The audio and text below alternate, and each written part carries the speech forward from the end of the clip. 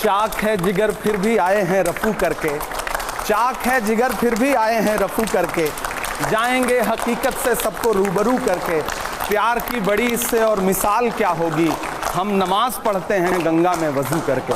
स्वागत है, आइए। इमरान जी हमारे 5 एडिटर्स यहाँ पर हैं। राजगोपालन जी हमारे साथ हैं, विनोद शर्मा जी हमारे साथ हैं, राशिद किदवई जी हमारे साथ हैं, राम गोपाल जी हमारे साथ हैं और राम कृपाल जी हमारे साथ हैं और कार्तिकेय शर्मा हमारे साथ हैं। आपका जोरदार स्वागत।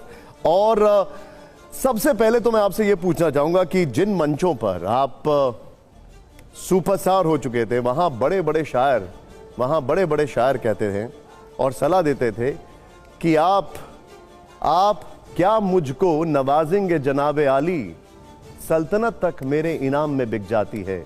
वो सियासत का इलाका है, उधर मत जाना, आबरू कूचाए बदनाम में बिक जाती है।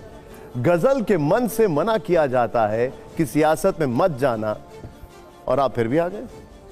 हाँ, ये मेरी हिम्मत थी और मुझे ऐसा लगता है कि इलाहाबाद विश्वविद्यालय की पढ़ाई जो है वो आपको वो तेवर सिखाती है कि आप समाज को अगर बदलना चाहते हैं तो हर उस फील्ड में जा कर के खुद को आजमाइए जहां से आपको लगता है कि समाज को कंट्रोल किया जा रहा है, देश को कंट्रोल किया जा रहा है। मुझे एक वक्त के बाद लगा कि मंच अब जब मंच ही कंट्रोल हो रहा है तो फिर वहां चलो जहां से मंच कंट्रोल हो रहा है, जहां से कलम को कंट्रोल किया जा रहा है।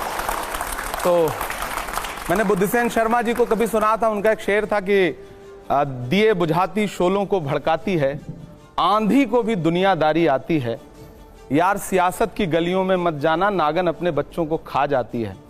हम इलाहाबाद में उनका एक शेर ये भी सुन रहे थे तो हम राहत इंदौरी को भी सुन रहे थे कि यारों के भी दांत बहुत जहरीले हैं, तो हमको भी सांपों का मंतर आता है। तो हमने सोचा चलते हैं और मंतर आजमाते हैं, तो सियासत की दुनिया में आ गया। एक हमारे साथ एडिटर साहब हैं जिन्होंने इस फैमिली को कवर किया है, काफी सीनियर जर्नलिस्ट है। विनोद जी, आपका सवाल। फैमिली को नहीं, मैं उस पार्टी को कवर किया है। शो नहीं, मैं एक सवाल ये पूछना चाहता हूँ कि आपने कुछ नज्म लिखी है कोई राहुल गांधी पे या प्रियंका गांधी पे? नज्म मतलब मैंने 4 मिसरे लिखे हैं, मैं भारत जोड़ो यात्रा के दौरान मैंने नज्म लिखे। सवाल नहीं, मैं इल्तिजा कर रहा हूँ कि वो सुनाएं, उसके बाद मैं अपना सवाल पूछूंगा। मैंने 4 मिसरे कहे थे। मैं तरन्नुम में सुनाऊं या तहत में सुनाऊं? तरन्नुम में सुनाओ। तरन्नुम में सुनाना। खौफ नहीं जिसे मुरझाने का, मैं उस गुल के साथ खड़ा हूं। मैं जो बात कह रहा था कि जो साहस है उनमें, खौफ नहीं जिसे मुरझाने का, मैं उस गुल के साथ खड़ा हूँ। कैसा भी दौर आए लेकिन मैं राहुल के साथ खड़ा हूँ। कल भी खुल के साथ खड़ा था, आज भी खुल के साथ खड़ा हूँ। कैसा भी दौर आए लेकिन मैं राहुल के साथ खड़ा हूं। और बहुत महत्वपूर्ण बात यह, मैं इससे जुड़ा एक वाकया सुनाऊंगा। हम तमाम सांसद प्रोटेस्ट कर रहे थे, साल भर पहले की बात है, और हम एक साथ 70 से ज्यादा सांसद डिटेन किए गए। किंग्सवे कैंप थाने में हम सारे लोग रखे गए, उसमें राहुल जी भी बैठे थे। पहली बार राहुल जी ने आज तक कभी मुझे मंच पे नहीं सुना है, और मैं पूरे देश को बताना चाहता हूं कि राहुल जी ने इतनी मुलाकातों में मुझे सांसद बनाया, टिकट दिया, नेता बनाया, लेकिन कभी उन्होंने मुझसे ये नहीं पूछा कि इमरान तुम्हारे पिताजी क्या करते हैं, तुम्हारे पिता का नाम क्या है। ये बहुत बड़ी बात मैं कह रहा हूं। यहां जन्म कुंडली निकाली जाती है किसी को कुछ देने से पहले। तो पहली बार उन्होंने, हम सब बैठे थे, ये हुआ कि 4-5 घंटे यहां डिटेन रहना है तो कुछ सब अपनी प्रतिभा का प्रदर्शन करें। कोई गाना सुना रहा था, कोई कुछ सुना रहा था, तो मैंने 4 पंक्तियां उनको सुनाई। वो अपने हाथ से मोबाइल से रिकॉर्ड कर रहे थे। और साहस की बात यह है कि मैं राहुल को अपनी कविता में राहुल कह रहा हूं, राहुल जी नहीं कह रहा हूं, और वो उस कविता को सुन रहे हैं, सराह रहे हैं। यह खूबी है राहुल जी। विनोद जी, देखिए, पॉलिटिक्स से संबंध रखने वाले बहुत से शायर, बहुत से कवि हैं। अगर आप साहिर को सुने तो वो भी राजनीति की बात करते थे अपनी कविताओं में। जी। हबीब जालुब तो हाँ, स्टेज से बोलते थे कांग्रेस की एक टाइम पे, इलेक्शन फ्रीडम स्ट्रगल की से पहले। और फैज साहब ने जो शायरी की है, जो लाइनें लिखी हैं, वो दुनिया भर उसको दोहराती है। वो एक रेबेलस शायर थे। आप में रेबेलन की भावना कितनी है? देखिए मेरी बात सुनिए, जब आप किसी भी पॉलिटिक्स में, किसी भी पार्टी में चले जाते हैं तो एक परिधि में बंध जाते हैं। जैसे एक परिंदा होता है ना, एक शायर, वो परिंदा है, वो फिर उसको आपने एक पिंजरे में बंद कर दिया। आप पिंजरे का कर्तव्य निभा सकते हैं? बहुत अच्छा सवाल आपने पूछा है। वसीम साहब का एक शेर है कि कौन सी बात कहां कैसे कही जाती है, यह सलीका हो तो हर बात सुनी जाती है। मैं खुशनसीब हूं कि मैं इलाहाबाद विश्वविद्यालय का पढ़ा हूं और हिंदी साहित्य से मैंने परास्नातक किया है, पोस्ट ग्रेजुएशन किया है। तो इलाहाबाद आपको एक अलग तरह की खूबी सिखाता है, वहां के चौराहे, वहां की चाय की दुकानें, हॉस्टल की कैंटीन। तो कांग्रेस पार्टी की राजनीति में शामिल होने के बाद मुझे अच्छा लगता है कि राहुल जी और प्रियंका जी दोनों लोगों ने हमेशा एक बात कही कि राजनीति में आ गए हो, लेकिन जो काम पहले करते थे उसको मत छोड़ना। कवि सम्मेलनों में जाओ, मुशायरों में जाओ, लोगों के बीच जाओ। वो आपको मतलब 100% एकदम राजनीतिक नहीं बना देना चाहते हैं। वो चाहते हैं आपके अंदर का साहित्य जिंदा रहे। और मैं हमेशा से, आज भी मैं उसी तेवर के साथ कविताएं लिख रहा हूं, उसी तरह से पढ़ रहा हूं। जिन मुद्दों पे मैं पहले बोला करता था, सियासत और सत्ता की आंख से आंख मिला करके, मैं आग से लड़ने निकला हूं, अंगारों से क्या डरना। मैं शायर हूं, एक शायर को सरकारों से क्या डरना। मैं लड़के बोल रहा हूं। और मैं आपसे भी गुजारिश करूंगा, जहां भी आपको लगे कि मेरी कलम में धार कम हो रही है, आप मुझे बताइएगा। आप हमारे बड़े हैं, बुजुर्ग हैं, कान पकड़िएगा और कहिएगा कि थोड़ी धार और लाओ, कुंद हो रही है। तो मैं आपसे वादा कर रहा हूं कि मैं आपके पाले में खड़ा मिलूंगा। आपका कर्तव्य है अपने नेताओं का कान पकड़ना भी, बहैसियत शायर। एक बड़े शायर, बड़े हिंदी के कवि होते थे, उन्होंने पंडित जी के मरने के बाद, पंडित जवाहरलाल नेहरू, इतना आइकॉनिक फिगर, उनके देहांत के बाद लाइनें लिखी थी। टिक टिक टिक टिक टिकर बोला, पंडित जी नहीं रहे, पर जब तक रहे प्रधानमंत्री रहे। बड़ा कटाक्ष है ये। आपका उस पर रिएक्शन? जिन्होंने कविता, आप जिन कवि का जिक्र कर रहे हैं, मैं उनके साहस को भी सलाम करूंगा और कांग्रेस पार्टी और बाद के नेताओं की सहनशीलता और साहित्य के प्रति उनके सम्मान का भी शुक्रिया अदा करूंगा। आज आप लिख दें तो स्थिति यह है कि कहीं पत्रकार जेल भेजे जा रहे हैं, कहीं कलमकार जेल भेजे जा रहे हैं। उस समय लोग सुनते थे।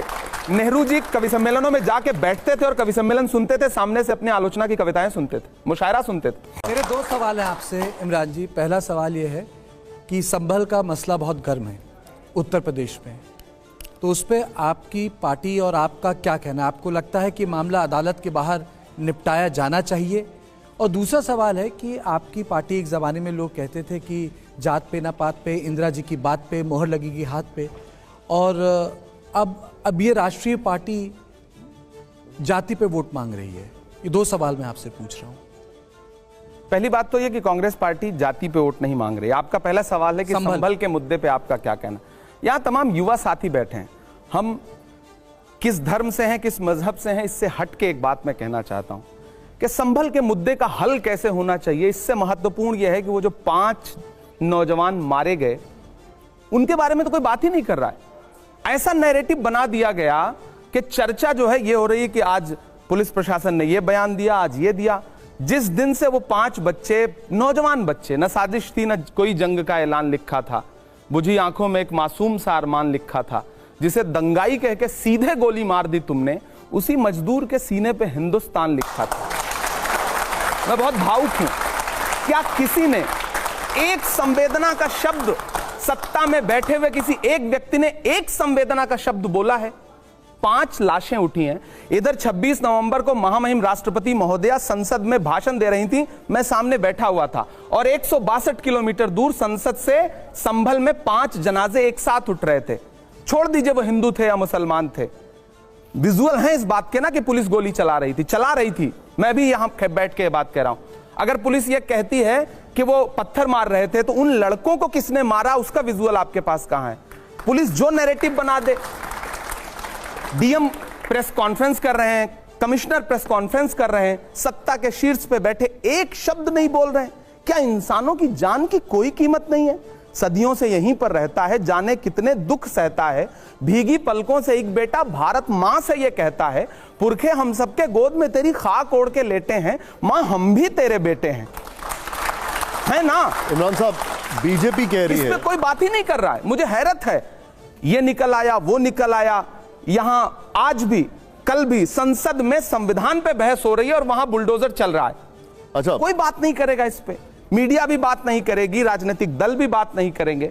कितना, मतलब मैं एक बतौर इंसान, एक देश का एक जिम्मेदार नागरिक, पढ़ा लिखा व्यक्ति, मैं सवाल पूछता हूं, सत्ता क्यों चुप है? संवेदना के एक शब्द भी क्यों नहीं? हमारी पार्टी का स्टैंड क्लियर है। राहुल गांधी जी गए, जा रहे थे, उनको जाने नहीं दिया गया। नेता प्रतिपक्ष को क्या अब यह भी अधिकार नहीं रह गया है कि वो जाकर के पीड़ितों से मिल सके? मुझे देश से पूछना है, क्यों नहीं मिलने देंगे? क्या छुपाना चाहते हैं? आपने राहुल गांधी का जिक्र किया, वो पीड़ित परिवार के साथ मिलना चाह रहे थे। यहां पर बीजेपी बार बार यह आरोप लगा रही है कि कांग्रेस एक लाइन नहीं ले रही, वो ये नहीं बता रही कि आखिर वो है किसके साथ। भाजपा किसके साथ है, सवाल मेरा है। सरकार किसके साथ है? नहीं, वो तो खुल के कह रहे हैं कि हम मंदिर के साथ। हाथ रख करके कसम खाने वाले लोग किसके साथ खड़े हैं? संविधान के साथ, या किसी धर्म के साथ, किसी इंसान के साथ, किसी जाति के साथ, किसी मजहब के साथ? इंसान के साथ क्यों नहीं? पीड़ितों के साथ क्यों नहीं? योगी जी कह रहे हैं खुलकर कि अगर वहां पर विष्णु का 10वां अवतार होगा तो हम वहां पर उसी के साथ हैं। अवतार हो, उससे किसको इनकार हो सकता है? भगवान का अस्तित्व सब स्वीकार करते हैं, लेकिन इंसान का अस्तित्व भी तो स्वीकार करिए सत्ताधीश महोदय। ठीक है, राशिद साहब। इमरान साहब, आप एक बहुत ही लोकप्रिय शायर हैं। आपने राजनीति में कुछ चुनौतियां देखते हुए आप उसमें सामने आए और आप उसको, कांग्रेस ने आपको राज्यसभा में महाराष्ट्र से आपको लेके आई। लेकिन क्या वजह है कि आपने मोहब्बत की दुकान शामिल करी, मोहब्बत की दुकान में आप शामिल हुए और उस बात को आपने आगे बढ़ाया, लेकिन जब बटेंगे तो कटेंगे की बात आई महाराष्ट्र में और एक है सेफ है, वहाँ जो कांग्रेस का पूरा ये जो मोहब्बत की दुकान थी वो एक तरीके से बैठ गई, फ्लॉप हो गई। आप एक लोगों के बीच में जाते हैं, आपने वहाँ सभाएं भी की थी, लोग भी आए थे, क्या वजह आपको नजर आती है कि आपकी दुकान नहीं चली और बटेंगे वो कटेंगे वो चल गया? बहुत शुक्रिया रशीद किदवई साहब, बहुत सीनियर हैं, कई बड़ी किताबें लिखी हैं उन्होंने, राजनीति के बड़े जानकार हैं। देखिए, मैं आया, मोहब्बत की दुकान में शामिल हुआ। मैं खुद को खुशनसीब समझता हूं कि मैं नफरत की दुकान में शामिल नहीं हुआ, और किसी को भी नफरत की दुकान की तरफ नहीं जाना चाहिए, वो राजनीति हो या कोई भी क्षेत्र हो। मैं मोहब्बत की दुकान की तरफ शामिल हुआ। आप क्या कहना है कि महाराष्ट्र में वो दुकान क्यों नहीं चली? हाँ, नहीं चली। मैं भी हैरान हूं। मैंने 30 के आसपास सभाएं की। मैं झारखंड में भी चुनाव प्रचार में था और मुझे तो ग्राउंड पे झंडे भी नहीं दिख रहे थे जो पार्टी अभी वहां सत्ता में आई है। सच्चाई है, जो क्राउड उमड़ के आ रहा था, लोग स्वतः जिस तरह से सामने आ रहे थे, हम सब आशान्वित थे। हरियाणा का रिजल्ट तो सत्ता जिनकी आई है उनके लोगों को हजम नहीं हो रहा है कि हम कैसे जीत गए। हरियाणा में भी मैं चुनाव प्रचार में था, तो कुल मिला के वो रिजल्ट, सब वहां के गांव के लोग प्रोटेस्ट कर रहे हैं। ऐसे ऐसे गांव हैं, मैं चूंकि वहां से सांसद हूं महाराष्ट्र से, वो खुद कह रहे हैं कि भाई पूरे के पूरे गांव ने, अधिकांश लोगों ने कांग्रेस को वोट दिया, शिवसेना उद्धव ठाकरे गुट के लोगों को वोट दिया, वो वोट गए कहां? ग्रामीण प्रोटेस्ट कर रहे हैं और फिर वहां कर्फ्यू लगा दिया जा रहा है। उन्हें मॉक पोलिंग का जो एक उन्होंने कॉन्सेप्ट निकाला था मकरवाड़ी में, वो नहीं करने दिया गया। हम भी हैरान हैं। दूसरी बात यह कि मोहब्बत की दुकान अगर एक बार नहीं खुल सकी या मोहब्बत के फूल अगर मुरझा गए, तो फिर इसका मतलब ये थोड़ी है कि हम पतझड़ के साथ चले जाएंगे। हम फिर से बहारें लाने की कोशिश करेंगे, हम फिर से फूल खिलाने की कोशिश करेंगे। ये तो एक मुसलसल जंग है, ये नफरत और मोहब्बत के बीच एक जंग है। अगर हम यहाँ तमाम युवा साथी बैठे हैं, आपका पहला प्यार अगर कहीं से आपसे रूठ जाता है, दूर हो जाता है, तो जिंदगी खत्म थोड़ी हो जाती है। हम आगे बढ़ते हैं, नए प्यार तलाशने की कोशिश करते हैं। 2025 संविधान का अमृत वर्ष है, 75 साल पूरे हो रहे हैं। अच्छा होता कि हम दुनिया के सबसे बड़े लोकतंत्र का जश्न मनाते, लेकिन संसद में हुआ कुछ और। निशांत जी, मैं युवा हूं और मैं हर दिन 8 घंटे 9 घंटे रोज सदन में मौजूद रहता हूं। 100% मेरी अटेंडेंस रहती है। मैं एक अच्छे सांसद की तरह मैं सीखने और समझने के लिए वहां पे जाता हूं। मैं पिछले 2 दिन से संविधान पे बहस सुन रहा हूं। आप विश्वास करें, मतलब सिर्फ आरोप प्रत्यारोप है। गृह मंत्री जी कल भाषण दे रहे थे और जिस अंदाज में उन्होंने अंबेडकर जी को, जिस अंदाज में उन्होंने कहा ना कि आज एक फैशन हो गया अंबेडकर अंबेडकर अंबेडकर, अगर इतनी बार भगवान का नाम लेते तो 7 जन्मों के लिए स्वर्ग मिल जाता। देश के गृह मंत्री की यह भाषा होनी चाहिए? नहीं होनी चाहिए। इस देश के दलितों के लिए, पिछड़ों के लिए अंबेडकर भगवान ही हैं। भगवान मानता है उनको। इस देश की महिलाओं को जो अधिकार दिया है उन्होंने, वो भगवान जैसा ही है। तो मुझे लग रहा है, आप कह रहे हैं कि जश्न मनाना चाहिए, तो मेरा भी मन करता है कि मैं जश्न मनाऊं। मेरा भी मन करता। 75 वर्ष हम लेके आए थे संविधान को, कांग्रेस पार्टी संविधान लेके आई थी। आप अंदाजा लगाइए कि पंडित नेहरू को 1947 में जो देश मिला था, वहां से उठा करके देश को कहां लेकर के आए। आज आप उन पुरखों को कोसते हैं। एक मिनट, क्या ये अच्छा है? थोड़ा आपको बीच में रोक रहा हूं। इमरान जी, इसके आगे एक मिनट, इसके आगे उन्होंने जो कहा गृह मंत्री ने, सिर्फ उन्हीं का मतलब, असेंबली में इसके आगे बिल्कुल सारे लोग, तो मैं सबका जिक्र कर रहा हूं। इसके आगे गृह मंत्री जी ने यह भी कहा कि ऐसी क्या हो गया था कि अंबेडकर जी को नेहरू जी की कैबिनेट छोड़ के जाना पड़ा। इसके आगे भी तो उन्होंने बहुत कुछ कहा। वो चीजें इग्नोर हो जाती हैं और खाली इस चीज को पकड़ लिया जाता है। सिर्फ आरोप प्रत्यारोप के अलावा क्या उन्होंने एक बार भी प्रशंसा की नेहरू जी की? क्या एक बार भी प्रशंसा की उन्होंने मौलाना आजाद की? क्या एक बार भी उन्होंने प्रशंसा की महात्मा गांधी की? क्या एक बार भी प्रशंसा की स्वतंत्रता संग्राम से जुड़े हुए लोगों की? उन्होंने खुलकर कहा कि उनको सभी को एक साथ देखना चाहिए, अंबेडकर जी को किसी एक दल की तरह नहीं देखना चाहिए। सिर्फ अंबेडकर जी, देखिए जब भाजपा नारा महापुरुषों का भाजपा एकता का नारा लगाती है, तो उसमें क्या उसके जो एकता का नारा है उसमें अल्पसंख्यक हैं कहीं? मेरा सवाल है। और जब अल्पसंख्यकों की बात होती है तो मैं तो सरकार से पूछना चाहता हूं कि आपको रतन टाटा नहीं चाहिए? एक मिनट, उनका ये कहना है। मेरा ये पूरा कर लेने दें। क्या भाजपा को अगर सिर्फ बहुसंख्यक वाली बात करनी है तो क्या उन्हें रतन टाटा नहीं चाहिए? क्या उन्हें कलाम साहब नहीं चाहिए? क्या उन्हें जॉर्ज फर्नांडिस नहीं चाहिए? क्या उन्हें होमी जहांगीर भाभा नहीं चाहिए? कलाम साहब का नाम किसने प्रपोज किया था? नहीं, कलाम साहब का नाम किसने प्रपोज किया? कलाम साहब भी उसी समुदाय से आते हैं जिनको लेकर के आप जो भाषण देते हैं। कलाम साहब का नाम किसने प्रपोज किया था? हम अब एक मिनट आगे, एक मिनट जी। क्या नरसिम्हा राव मदन मोहन मालवीय को भारत रत्न नहीं मिला? क्या सरदार पटेल की स्टैचू नहीं बनी? निशांत जी, आपको लगता नहीं कि अटल बिहारी वाजपेयी जी और नरेंद्र मोदी जी में जमीन आसमान का अंतर? मैं नरसिम्हा राव मदन मोहन मालवीय की बात कर रहा हूं। आपको अंतर नहीं। आपने कहा ना किसने नाम प्रपोज किया था? नाम प्रपोज किया था उस दौर में अटल बिहारी। आपको लगता है कि यह भाजपा अटल बिहारी वाजपेयी जी की भाजपा है? आपको लगता है? समाजवादी में तो अगर आपको लगता है तो फिर आप गलत सोच रहे हैं। ये अटल बिहारी वाजपेयी जी की भाजपा नहीं है। नहीं, ये तो हम सेलेक्टिव होके देख रहे हैं। राम कृपाल जी, हाँ। इमरान जी, बहुत अच्छा लगा आपको, मैं सुनता रहा हूं पहले भी। धन्यवाद। एक मेरा बेसिक सवाल है कि जब से आप बात कर रहे हैं तो इस समय जो सत्ता पक्ष है सारी उसकी बुराइयां गिनाते गए और राहुल जी और प्रियंका जी की आपने बहुत तारीफ की। मैं मानता हूं और आपकी किसी बात से मैं ऐतराज नहीं कर रहा हूं। मेरा यह सवाल है कि इलेक्शन दर इलेक्शन आप अगर राजनीति में हैं तो कोई लक्ष्य होगा। पहली बात तो मैंने कई नेताओं से, कांग्रेस के वरिष्ठ नेताओं से पूछा कि आपका लक्ष्य क्या है। जैसे इंदिरा गांधी कहती थी कि सत्ता में पहुंचना है। दिग्विजय सिंह से मैंने पूछा तो उन्होंने कहा कि हमारा लक्ष्य बीजेपी को हराना है। एक और जयराम रमेश से मैंने पूछा, उन्होंने कहा बीजेपी को हराना है। तो पहली बार तो मैं आपके मुंह से सुनना चाहता हूं कि राहुल और प्रियंका जी का लक्ष्य क्या है, और अगर लक्ष्य हराना है तो मैं ये पूछ रहा हूं कि बार बार आप इसमें फेल क्यों होते हैं? तो एक चीज रणनीति की गलती है या आप जनता का विश्वास नहीं जीत पा रहे हैं? कोई कमी तो होगी आप लोगों में ना, ठीक है सर, कि जिसका कारण आप बराबर विफल हो रहे हैं। ठीक है, बहुत अच्छा सवाल है आपका। मैं बचपन में मुनव्वर राना का एक शेर सुना करता था कि शरीफ इंसान क्यों आखिर इलेक्शन हार जाता है। किताबों में तो ये लिखा है रावण हार जाता है। हाँ, हम इलेक्शन हार जा रहे हैं। लक्ष्य, मुझे लगता है कि राजनीति में आने के बाद सिर्फ एक लक्ष्य नहीं होता है। बड़े नेता का तो बिल्कुल एक लक्ष्य नहीं होता है। राहुल गांधी जी का लक्ष्य जो है, जो मैं समझ पाया हूं, यह सवाल पूछना भी मुझे लगता है कि समीचीन नहीं था, मैंने उनसे कभी पूछा भी नहीं, लेकिन राहुल जी का, प्रियंका जी का, सोनिया जी का, मल्लिकार्जुन खड़गे जी का, मुझे लगता है हर राजनीतिक दल का और हर शीर्ष नेतृत्व का एक लक्ष्य होना चाहिए। जो संविधान है देश में, उस संविधान को बचाना और उस संविधान के मुताबिक सत्ता को चलाना। सबसे बड़ा लक्ष्य ये होना चाहिए। हाँ, ये सही है कि जब तक जीतोगे नहीं, सत्ता में आओगे नहीं, संविधान को इंप्लीमेंट कैसे कर पाओगे। लेकिन इसीलिए उस संविधान ने एक प्रारूप भी रखा है ना कि अगर आप सत्ता में नहीं और विपक्ष में है तब भी आप मजबूती से लड़ाई लड़ सकते हैं। आज हालत ये हुई कि हम जब सुबह बाबा साहब अंबेडकर का नाम लेकर के प्रोटेस्ट कर रहे थे तो 2 बजे तक के लिए हाउस को एडजर्न करना पड़ा।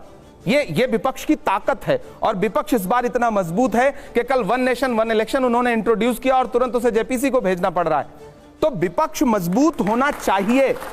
हम आज विपक्ष में हैं, जो सत्ता पक्ष में है वो कई साल 2 सांसदों के साथ थे, तो ये उतार चढ़ाव हार जीत आती रहेगी। लेकिन इसी में आपको लोकतंत्र के प्रारूप को सत्ता पक्ष के लोगों को भी स्वीकार करना चाहिए। केवल एक लाइन का, बिल्कुल, आप उत्तर प्रदेश में एनडी तिवारी आखिरी मुख्यमंत्री थे, ये बात 1990 की है।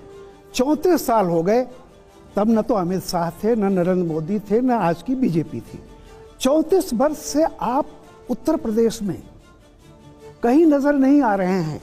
इसके लिए आपने सोचा, आज की मौजूदा सत्ता तो मैं मान ले रहा हूं तमाम चीजें होंगी, ठीक है, लेकिन 34 साल से आप उत्तर प्रदेश में नहीं है। हम वहां सत्ता में नहीं है, हम ये बात को स्वीकार करते हैं। और कमियां तो जाहिर सी बात है, हम अगर सत्ता में नहीं है, हम राजनीतिक तौर पे बहुत ज्यादा सत्ता के करीब नहीं है, तो कमियां तो रही हैं, बुजुर्गों से होती हुई यहां तक आई हैं, उसे सुधारना है। लेकिन हम आपको यह आश्वस्त करते हैं, हाथरस हो, संभल हो, किसी भी पीड़ित परिवार हो, बिजनौर हो, मुजफ्फरनगर हो, आप जब भी नजर उठा के देखेंगे तो आप ये पाएंगे कि राहुल जी हो, प्रियंका जी हो, जब भी जरूरत पड़ी है ये लोग पीड़ितों के साथ वहां जरूर खड़े नजर आए। ये मैं तथ्य के साथ ये बात कह रहा हूं। प्रधानमंत्री ने एक बाकायदा ट्वीट करके बोला है कि अगर इतनी इज्जत होती है अम्बेडकर की तो उनकी तस्वीर सेंट्रल हॉल में कांग्रेस लगाती, बाकी किसी दलों को लगाने की जरूरत नहीं होती। और दूसरा सवाल मैं ये आपसे कर रहा हूं, आपको नहीं लगता कि Congress party single issue party बनती चली आ रही है? कोई भी चीज होती है आप लाल किताब उठाते हैं, नहीं तो फिर बोलते हैं अडानी इसका रब। पहली बात तो ये लाल किताब देख करके सत्ता पक्ष इतना भड़क क्यों रहा है? तो सांड भी इतना लाल कपड़ा देख के नहीं भड़कता जितना लाल संविधान देख के भड़क रहे हैं। गलत क्या है? 10 विजुअल मौजूद है जिसमें राष्ट्रपति महोदय या महोदया, प्रधानमंत्री जी को वही वाला संविधान, जो मतलब कलर से आप संविधान के बुक कवर से आप मतलब तय करेंगे कि ये कौन सा संविधान है। झूठ बोलेंगे सदन में कि राहुल गांधी जो संविधान लेके चलते हैं उसके पन्ने तो कोरे रहते हैं। कल अभी सदन के अंदर बोला है, ऑथेंटिकेट करने के लिए उनको चेयरमैन साहब ने नहीं कहा।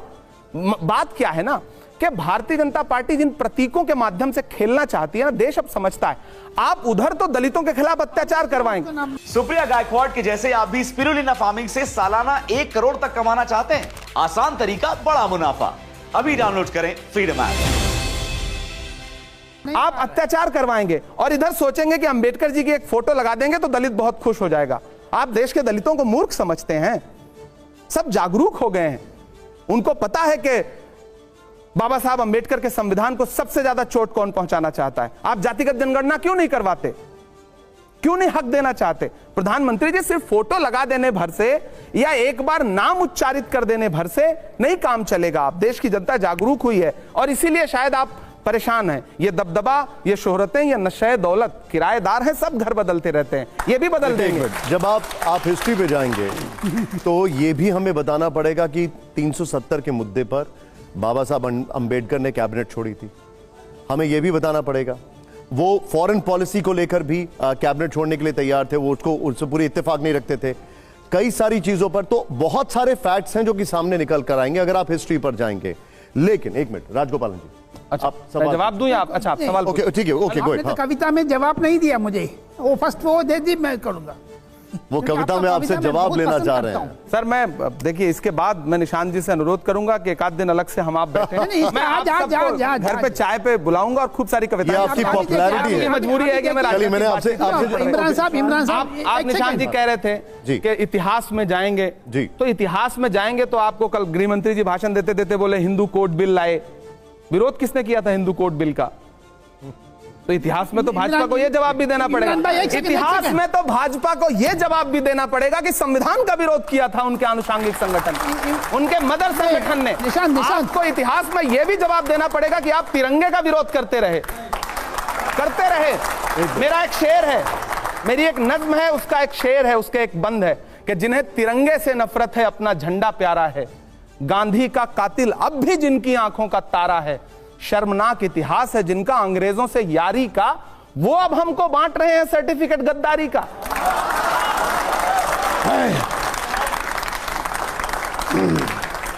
इमरान जी, बहुत अच्छे अंदाज में आपने वर्तमान सत्ता की बखिया उधेड़ी है और समाज की जो समस्याएं हैं, तो कांग्रेस पार्टी ने समस्याएं तो गिनाई, विकल्प क्यों नहीं बन पा रही है, इसका एक मैं जवाब दे रहा हूं, एक सवाल पूछ रहा हूं एक शेर के माध्यम से, जो स्वागत है। यह है कि आप थोड़ा सा ध्यान दीजिए। सुना है लूट लिया है किसी को रहबर ने, यह वाकया तो आपकी दास्तां से मिलता है। इसलिए कि शरद पवार से लेकर के ममता बनर्जी, और अभी आप कह रहे थे कि नई संसद क्यों बनाई, कल ही उमर अब्दुल्ला ने कहा है कि बहुत अच्छा काम किया है नई संसद बना के मोदी ने, ये अखबारों में भी आया है।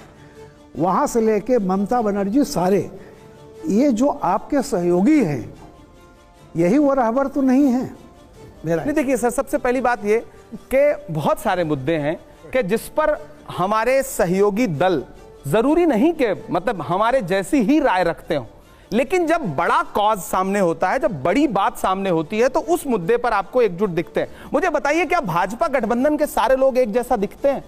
मैं सुनिए, मैं एक सिर्फ उदाहरण दूंगा। उत्तर प्रदेश में एक नेता है ओम प्रकाश राजभर, उनके भाषण सुने हैं आपने नरेंद्र मोदी जी के बारे में? वो भाजपा के गठबंधन में इन दिनों। जीतन राम मांझी दी भाजपा की कैबिनेट में, नरेंद्र मोदी जी की कैबिनेट में है। भगवान श्री राम को लेकर, मर्यादा पुरुषोत्तम राम जी को लेकर के उनके वक्तव्य सुने हैं आपने? भाजपा ऑफिशियल स्टेटमेंट जारी करके बताए कि क्या वो मांझी के बयान से सहमत है? नहीं, बिल्कुल सही है। आप बगले झांकने लगे कि भाजपा। होता क्या है ना कि आप बहुत सारे मुद्दों पे, आपकी राज्य की जो राजनीति है और सेंटर की जो राजनीति है, दोनों के मुद्दे अलग हैं। कुछ मुद्दे ऐसे होते हैं जिसपे आप सेंट्रल पॉलिटिक्स करने वालों से हो सकता है थोड़े से असहमत हो, लेकिन यही तो अच्छी बात है ना। यहां बैठे हुए बहुत सारे लोग हैं जो मुझसे, मेरी बातों से हो सकता है असहमत हो, लेकिन जब मैं अच्छी बात बोल रहा हूं तो ये ताली बजा रहे हैं, समर्थन कर रहे हैं। दरअसल इतनी ही उदार होनी चाहिए राजनीति। हां, हम जीते नहीं, लेकिन यह भी सच है कि 2024 के चुनाव में 400 पार का नारा लगाने वाले लोग 240 पे आके अटक गए, और ये अटकना ही है कि आज संविधान के 75 सालों का जश्न मन रहा है, वरना जश्न न मन रहा होता, कई अमेंडमेंट अब तक हो रहे होते। और ये जो आज बाबा साहब अंबेडकर को लेकर के अहंकार भरी बात बोलने का साहस आया है, ये भी आया है क्योंकि महाराष्ट्र और हरियाणा येन केन प्रकारेण जीत गए, वरना ये जबान भी ना निकलती, ये भाषा भी ना इस्तेमाल होती। तो राजनीति में होता है, हां, लेकिन फिर भी हम एक मजबूत विपक्ष की तरह लड़ रहे हैं, लड़ते रहेंगे, और इतिहास ये कहेगा जीत हार अपनी जगह है। मैं डरा नहीं, मैं झुका नहीं, कहीं छुप छुपा के खड़ा नहीं। जो डटे हुए हैं महाज पर, मुझे उन सफों में तलाश कर। हम लड़ रहे हैं, राहुल गांधी जी लड़ रहे हैं। इमरान साहब, जी, राशिद साहब, सर, हाँ please go ahead, Vinod ji. Imran साहब, आप अच्छी बात करते हैं, लेकिन जब हम संसद देखते हैं और बरसों से देख रहे हैं, जो आज की संसद है तात्कालीन, जो आपका पक्ष है जिसके पास वो इंस्टीट्यूशनल मेमोरी है संविधान के बारे में, उससे ज्यादा इंस्टीट्यूशनल मेमोरी तो किसी पार्टी के नहीं है। बिल्कुल सर। लेकिन जब बहस हुई तो हमारे मित्र जो अभी आपको इंगित कर रहे थे, फर्स्ट अमेंडमेंट जो कि प्रोविजनल पार्लियामेंट लाई थी, ये कथन गलत है कि बिना किसी पार्लियामेंट के वो आ गई थी। इट वॉज प्रोविजनल पार्लियामेंट, जो कॉन्स्टिट्यूएंट असेंबली ने अपने आप को प्रोविजनल पार्लियामेंट में तब्दील किया था। और फर्स्ट अमेंडमेंट वॉज अगेंस्ट जमींदारी पता and reasonable restriction on freedom of speech, जो आज तक हैं, किसी ने हटाया नहीं। आप लोगों उस वक्त तुरंत जवाब क्यों नहीं देते? अपना पढ़ाया हुआ पाठ खुद ही भूल गए। हाँ, आप अपने इतिहास को भूल गई, आपकी पार्टी, आप क्योंकि अपने इतिहास को भूल गई, इसलिए आपके विपक्षी जो हैं अपने इतिहास को आपके इतिहास में थोप रहे हैं। सर, बहुत अच्छी बात आपने कही, आपका शुक्रिया कि आपने वो चीजें याद दिलाई। मैं मानता हूं, और मैं लगातार थोड़ा निराश भी हूं सदन की कार्रवाई को देख करके। बहुत सारे मुद्दे ऐसे हैं, सच में, मतलब बाहर लोगों को लगता है आज भी देश का एक बड़ा वर्ग है, खेतों में खलिहानों में काम करने वाला, गांव का गरीब मजदूर, उसको लगता है कि हमारी बात अगर संसद में उठ गई तो बहुत बड़ी। मेरे सोशल प्लेटफॉर्म पे लाखों लोग फॉलो करते हैं, उनके इनबॉक्स में मैसेजेस होते हैं, भैया हमारा मुद्दा उठा दो पार्लियामेंट में, हमारा मुद्दा उठा दो। हालत यह है कि इस पूरे सत्र में 0 आवर लगाते रहे, स्पेशल मेंशन लगाते रहे, मैं एक शब्द नहीं बोल पाया हूं पूरे पार्लियामेंट में। क्यों? क्योंकि संसद चली ही नहीं। जब संसदीय मर्यादा और संसदीय लोकतंत्र को मतलब एकदम से मिसमार किया जा रहा हो, तो हां, बाहर हम जवाब नहीं दे पा रहे हैं कि हम बोल क्यों नहीं रहे। सच्चाई यह है कि कहा गया है, सुना गया है, कोई न बोले। ज़बां दराजों को मशवरा है, कोई न बोले। अजीब लुकनत पसंद हाकिम से वास्ता है, जो चाहता है, जो सोचता है, कोई न बोले। उन्हें आवाजें पसंद ही नहीं है, उसके लिए वो हर हथकंडा अपनाते हैं कि आप बोल ना पाएं। लेकिन मुझे खुशी है कि एक नई पीढ़ी आई है जो लड़ भिड़ के बोलने की कोशिश कर रही है, और हम आपको आश्वस्त करते हैं सर, आप अपनी इन्हीं जागती आंखों से संसद में लड़ते और बोलते हुए देखेंगे हम लोगों को। ये हम आपको विश्वास दिलाते हैं। 2014 याद है आपको, जब प्रधानमंत्री जी पहली बार प्रधानमंत्री बनकर के देश की संसद में आए थे, तो सर आप लोगों को याद होगा, उन्होंने संसद की सीढ़ियों पे माथा टेका था। फिर 10 साल के अंदर उन्होंने संसद ही बदल दी। इस बार संविधान को माथा टेका है। अगर संविधान को खतरा नहीं है तो मुझे खुल के बताए भाजपा ना, लल्लू सिंह पर, ज्योति मिर्धा पर, अनंत हेगड़े पर, अरुण गोविल पर क्या कार्रवाई किया? खुल के कह रहे थे ना कि हमें बहुमत दीजिए, हमें संविधान बदलना है। क्यों बदलना चाहते हैं आप संविधान? एक मिनट, क्यों बदल, वो सवाल उठता है ना। कोई कार्रवाई नहीं की उन्होंने। बार बार अभी जो उनका एक पॉइंट ऑफ व्यू है वो ये है कि 16 साल में हमने 22 बार संशोधन किया और आप लोगों ने तो 75 बार किया, हमने तो कभी नहीं कहा ये सब। आप ये 22 बार में बार बार आपने एक यहां पर लाइन सेट कर दी है कि देश खतरे में है, संविधान खतरे में। नहीं, खतरे में अगर नहीं है तो मैं पूछ तो रहा हूं ना कि आपने उन 4 नेताओं, जो चारों बड़े नेता, अनंत हेगड़े उनके बड़े नेता हैं, लल्लू सिंह फैजाबाद अयोध्या से सांसद थे, वो हार गए, उनका भाषण सुनिए आप। अरुण गोविल, जिनको मुंबई से ला करके मेरठ से चुनाव लड़ाया गया, उन्होंने कहा, क्यों कहा था? क्या कभी नरेंद्र मोदी जी ने, जेपी नड्डा जी ने, अमित शाह जी ने उन अपने नेताओं को बुला के कहा कि आपने क्यों कहा यह बात कि हमें संविधान बदल? हम क्यों ना कहें कि खतरे में है? खतरे में नहीं है। अगर खतरे में नहीं है तो मुझे बताइए ना कि लोग मारे जा रहे हैं। मध्य प्रदेश में एक जिला है सीधी, वहां पे प्रवेश शुक्ला नाम का एक व्यक्ति एक आदिवासी के मुंह पे खुलेआम पेशाब करता है, उसके विजुअल देश के सामने जाते हैं। खतरे में नहीं है तो और क्या है? ये खतरा ही तो है। खतरा और क्या होता है? अगर लोग खतरे में हैं, नागरिक खतरे में हैं, तो खतरा ही तो है ना। अगर आनुषंगिक संगठन भारतीय जनता पार्टी के खुलेआम जिस भाषा का इस्तेमाल करते हैं, प्रधानमंत्री जी एक शब्द बोलते हैं उस पे, आप मुझे बताइए ना। मैं बहुत नेता बन के बात नहीं कर रहा हूं, मैं एक साहित्यकार और एक इंसान बन के बात कर रहा हूं। अगर आप ये नेता, जिस राहुल गांधी जी, सिर्फ एक बात कर रहा हूं, मुझे एक बात पूरी कर ले। राहुल गांधी जी संभल के पीड़ितों से मिलते हैं, संविधान की शपथ लेने वाले गिरिराज सिंह उस फोटो को शेयर करते हुए लिखते हैं कि मीटिंग जिहाद। मैं देश के सभ्य लोगों से पूछना चाहता हूं, किसी पीड़ित से मिलने का मतलब आप लिखेंगे कि मीटिंग? आप कौन सी भाषा का इस्तेमाल कर रहे हैं? देखिए, क्या प्रधानमंत्री जी को यह बात पता नहीं चलती है? आप जो जिक्र कर रहे हैं, आप कौन सी राजनीति कर रहे हैं? आपने जो जिक्र किया, उनका काउंटर यहां पर यह आता है कि संविधान खतरे में था जब इमरजेंसी हुई थी, संविधान खतरे में था जब 84 हुआ था, उसको लेकर तब संविधान खतरे में था। आप उसको कैसे भूल जाते? देखिए, इंदिरा गांधी जी ने एक गलती की थी, अपने एक पीए या पीएस जो भी रहे हो, यशपाल जी उनका आप सब जानते होंगे, मेरी उम्र कम है, उनका इस्तेमाल किया था, उस बुनियाद पर उनकी सदस्यता खत्म कर दीजिए गई। यहां तो भाजपा पूरी मशीनरी, पूरा सिस्टम इस्तेमाल कर रही है। प्रधानमंत्री जी को तो एक सेकंड पर इमरजेंसी की बात कर रहा हूं। मैं ये जो अघोषित इमरजेंसी है, इस पे बात क्यों नहीं कर रहे हैं? पिछले 10 साल से देश में अघोषित आपातकाल है। और इंदिरा जी का साहस देखिए, कांग्रेस पार्टी का साहस देखिए, माफी मांगी ना, ये कहा कि हाँ ठीक है गलती हुई थी। राहुल गांधी जी ने कहा, बीजेपी कहती है, भाजपा कभी कहती है कि हमने जो अघोषित आपातकाल लगाया, जो पार्टी मौलिक अधिकार छीन ले, उसके पास कोई नैतिक अधिकार ही नहीं है कहने का कि संविधान खतरे में। जिसने इस देश के नागरिकों को मौलिक अधिकार देने की वकालत की लड़ाई लड़ी और दिया, तब तो नेहरू जी के सामने मतलब भारतीय जनता पार्टी का कोई वजूद था नहीं था ना। फिर भी नेहरू जी ने क्या बड़ा दिल रहा होगा नेहरू जी का, कभी सोचिए ना आप। और मैं तो अक्सर कहता हूं कि पुरानी संसद बदली क्यों उन्होंने, कभी सोचा आपने? जब वो सेंट्रल हॉल जाने के लिए अंदर जाते हैं, रशीद साहब, विनोद जी, आपने देखा होगा, तो नेहरू जी की एक आदम कद मूर्ति लगी है। मुझे लग रहा है कि जब भी गुजरते रहे होंगे ना, तो नेहरू का कद असल वाला समझ में आता रहा होगा, तो उनको लगा होगा कि बदल दो। यहां पर मैं तस्वीरें दिखाऊंगा, आपको यहां खड़ा होना है, आपको यहां खड़ा होना है। यहां पर मैं तस्वीर दिखाऊंगा और आपको एक चुनना है उसमें। इमरान साहब थोड़ा सा आपको अंदर आना पड़ेगा और इसमें आपको चूज करना ही पड़ेगा। यह हमारा आपसे रिक्वेस्ट है, बचने का रास्ता नहीं है। और जोरदार तालियां हर सवाल पर। आप लोग तैयार हैं रैपिड फायर के लिए? तैयार हैं? ओके, चलिए शुरू करते हैं रैपिड फायर राउंड का। हमारा पहला सवाल दिखाइए जरा। पहला सवाल है, उत्तर प्रदेश में लोकप्रिय कौन, राहुल गांधी जी, अखिलेश यादव जी? सबसे पहली बात तो है कि आप राहुल जी को सिर्फ उत्तर प्रदेश तक सीमित नहीं कर सकते। राहुल जी राष्ट्रीय नेता हैं। मैं नहीं कर रहा हूं, मैं उत्तर प्रदेश की बात कर रहा हूं अभी बस। नहीं, मैं अखिलेश जी भी बहुत शानदार नेता हैं, लोकप्रिय नेता हैं, पूर्व मुख्यमंत्री हैं और लोकसभा चुनाव में इंडिया गठबंधन के साथ बहुत शानदार प्रदर्शन हुआ है, तो हम दोनों गठबंधन में हैं। तो मुझे लगता है कभी कभी कि ऐसी परिस्थिति आप किसी के सामने क्यों लाते हैं कि दो भाई उसके सामने खड़ा कर दें कि भैया इसमें से बताओ इसके अंदर ज्यादा प्रतिभा है। राहुल जी राष्ट्रीय स्तर पर राजनीति कर रहे हैं और अखिलेश जी हर इंटरव्यू में आपके चैनलों पे भी शायद बोल चुके हैं कि मेरा लक्ष्य जो है उत्तर प्रदेश की राजनीति है। तो मुझे लगता है ये सवाल ही नहीं बनता है, दोनों लोकप्रिय हैं।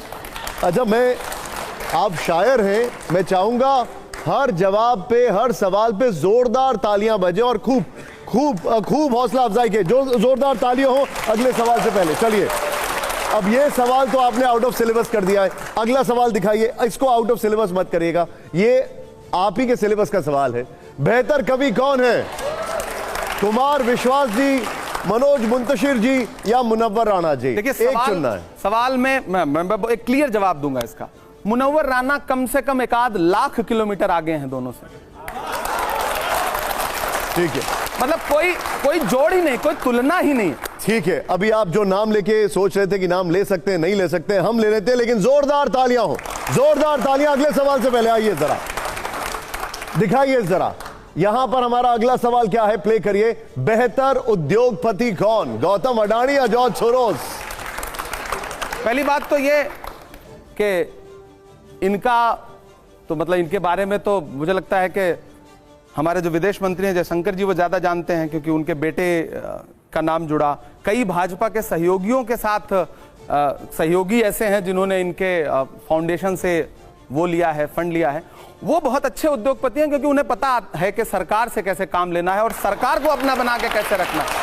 मतलब दोनों में बेहतर कौन है? देश का प्रधानमंत्री जिसके लिए काम करे उससे बड़ा उद्योगपति कौन हो सकता है? ठीक है, आप इन दोनों में से एक को किसको चुनेंगे? नहीं मतलब भाई, हम इन दोनों में से तो कोई भी मुझे गोद ले ले, मैं तो खुश ही रहूंगा।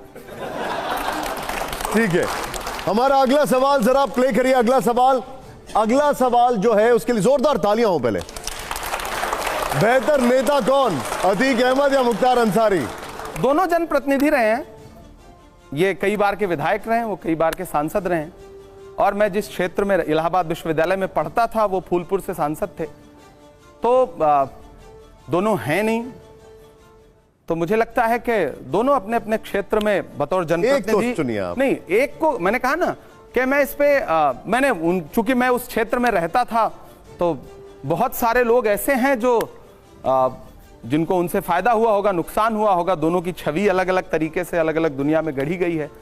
तो मुझे आप बस टच करने वाले थे फिर पीछे हट गए। कौन है बेहतर नेता? नहीं, आप मतलब आपके हिसाब से तो सवाल का जवाब नहीं दूंगा ना। बिल्कुल नहीं, अपने हिसाब से बता दीजिए। शब्द है, मैं यही तो जानना चाहता हूं, आपके हिसाब से बेहतर कौन है? नहीं, अब मुझे लगता है कि देखिए फिर से सवाल देखिए, बेहतर नेता कौन? नेता देखिए, अगर इस पैमाने पे आप जाएंगे तो वो सांसद और विधायक दोनों रहे, ये सिर्फ विधायक रहे। लेकिन मैंने कई टीवी चैनलों पे, देश के बड़े चैनलों पे इनके लिए प्रोग्राम्स देखे हैं, रॉबिन हुड वाले प्रोग्राम्स देखे हैं मैंने, चैनलों पे देखे हैं मैंने। मैं आपको उनके लिंक्स भेज दूंगा। अरे आप चैनलों पे कहां जाते हैं, आप तो खुद अनुभव करके बताते हैं। चैनल सब कुछ। चलिए, इसको भी आपने आउट ऑफ सिलेबस लगभग कर दिया। अगले सवाल के लिए जोरदार तालियां हो और हम उम्मीद करते हैं इसका जवाब हमें मिले एक में। आइए जरा दिखाइए, दिखाइए जरा, ये है बेहतर वक्ता कौन, असदुद्दीन ओवैसी या अकबरुद्दीन ओवैसी? जब मैं खड़ा हूं तो आपको ये सवाल पूछना ही नहीं चाहिए, पर्सनल चॉइस। और अभी इस सवाल में आप आउट ऑफ सिलेबस है, इन दोनों में से एक बताइए। मैंने कहा ना, जब मैं खड़ा हूं तो ये सवाल बनता ही लेकिन इन दोनों में से कौन बेहतर वक्ता लगता है? नहीं, मैंने कहा ना, सवाल बनता ही नहीं। मैं अभी तक आप सवाल को आउट ऑफ सिलेबस कर रहे थे, अभी आप आउट ऑफ सिलेबस है, इन दोनों में से बताइए। नहीं, मैं तो हमेशा प्रासंगिक हूं जब तक ये शो चलेगा, अभी आज क्योंकि मुझे से सवाल। वैसे आपने उनकी बड़ी तारीफ की है कई बार, अकबरुद्दीन जी की। नो डाउट, उनके फैक्ट्स, उनकी भाषा ज्यादा बेहतर है। लेकिन मैं बात कर रहा हूं, अकबरुद्दीन जी की भी आपने कई बार तारीफ की है। मीडिया के पसंदीदा ये हैं, आपके भी हैं आपके। अच्छा ये बता दीजिए, थोड़ा सा ट्वीक करता हूं, आपके इन दोनों में से पसंदीदा कौन है? नहीं देखिए, पसंदीदा जैसा मतलब कोई शब्द मुझे नहीं लगता कि हम हमारे नेता और हमारे पसंदीदा आप पूछेंगे तो राहुल गांधी हैं। ठीक है, अब जो अगला सवाल है वो सारे एडिटर्स और सारी ऑडियंस जरूर जानना चाहेगी। जोरदार तालियों के साथ हमारा अगला सवाल पेश करिए सर, दिखाइए जरा, दिखाइए। हमारा अगला सवाल है, सदन का बेहतर संचालक कौन, धनखड़ साहब या ओम बिरला जी? आपने पहली बार मुंह मोड़ा है। मैं पहली बार, देखिए एक्चुअली मैं सदन का सदस्य आप क्रिकेट खेलते थे क्या? मैं, हाँ क्रिकेट तो आप डक बहुत कर रहे हैं, मैं देख। नहीं, मैं मतलब मुझे लगता है कि सच बात है कि सदन का संचालन सही से कहीं नहीं हो रहा है, दोनों जगह। लेकिन इन दोनों में से कोई एक तो बता दीजिए। नहीं, इस सत्र में लोकसभा ज्यादा चली है, राज्यसभा कम चली है। मतलब ओम बिरला जी? हाँ वही है शायद। हालांकि ठीक है, चलिए। उनके पास भी बड़ा भाषाई चातुर्य वैसे ये कहने के लिए भी हिम्मत चाहिए कांग्रेस पार्टी में। जोरदार तालियों आइए। ये शो को मैं वाइंड अप कर रहा हूं, लेकिन उससे पहले, हाँ अरे वाह क्या बात है, लेकिन उससे पहले कुछ 2 लाइनें हम सभी सुनना चाहेंगे कि नहीं सुनना चाहेंगे इस देश के ऊपर, जरा बताइए कुछ 2 लाइनें। नहीं, देश तो देखिए, मेरी एक नज्म है कि मैं तरन्नुम में सुना देता। बिल्कुल, अब माहौल ऐसा बना हुआ है कि सुना देते हैं, और बहुत अच्छा, आपको बधाई देता हूं। पहली बार बहुत शानदार संपादक आपने बुलाए जिनसे अलग अलग मिलने का मेरा मन था, एक साथ मिल गए। श्रोता बहुत अच्छे, शो बहुत अच्छा, मेरी बड़ी शुभकामनाएं शो के लिए। मेरा मस्कन मेरी जन्नत को सलामत रखना, यह कविता नहीं बल्कि एक दुआ है। मेरा मस्कन मेरी जन्नत को सलामत रखना, मेरे मौला मेरे भारत को सलामत रखना, मेरा मस्कन मेरी जन्नत को सलामत रखना। तूने नफरत का जो बाजार सजाया हुआ है, तू ये कहता है मुसलमान पराया हुआ है। आजा दिल चीर के दिखलाऊं वतन का नक्शा, मेरा भारत मेरी सांसों में समाया हुआ है। ऐसी बेलौस मोहब्बत को सलामत रखना, मेरे मौला मेरे भारत को सलामत रखना, मेरा मस्कन मेरी जन्नत। और अंतिम पंक्तियां कि इसकी मिट्टी पे सभी रीत निछावर कर दूं, अपनी सांसों का मैं संगीत निछावर कर दूं। गंगा जमुना तेरी लहरों की मुकद्दस धुन पर, अपनी सांसों का मैं संगीत निछावर कर दूं। इतनी पाकीज़ा इबादत को सलामत रखना, मेरे मौला मेरे भारत को सलामत रखना। और निशांत भाई, TV9 पूरे परिवार को आखिर में बस इतना कहना चाहता हूं, देश के तमाम युवाओं को भी, कि ये जो नफरत की राजनीति है, खेलने की राजनीति है, इसको समझिए। हम सब एक दूसरे के पूरक हैं। तनवीर मेरा एक दोस्त है, उसका एक शेर है कि जरा सी बहस को दंगा बनाया जाएगा, तमाम शहर को लंका बनाया जाएगा। हमें जलाओ ना यारों की वो कपास हैं हम, हमें मिला के तिरंगा बनाया जाएगा। बहुत खूब, बहुत बहुत शुक्रिया। देश का हिस्सा है, मिलजुल के रहते हैं, आगे बढ़ते हैं। राजनीतिक विचारधारा अलग हो सकती है, विचार अलग हो सकते हैं, लड़ना झगड़ना क्यों, सबने मिलकर देश बनाया है, देश को आगे बढ़ा। जोरदार तालियां हो। इमरान साहब बहुत बहुत शुक्रिया, थैंक यू वेरी मच।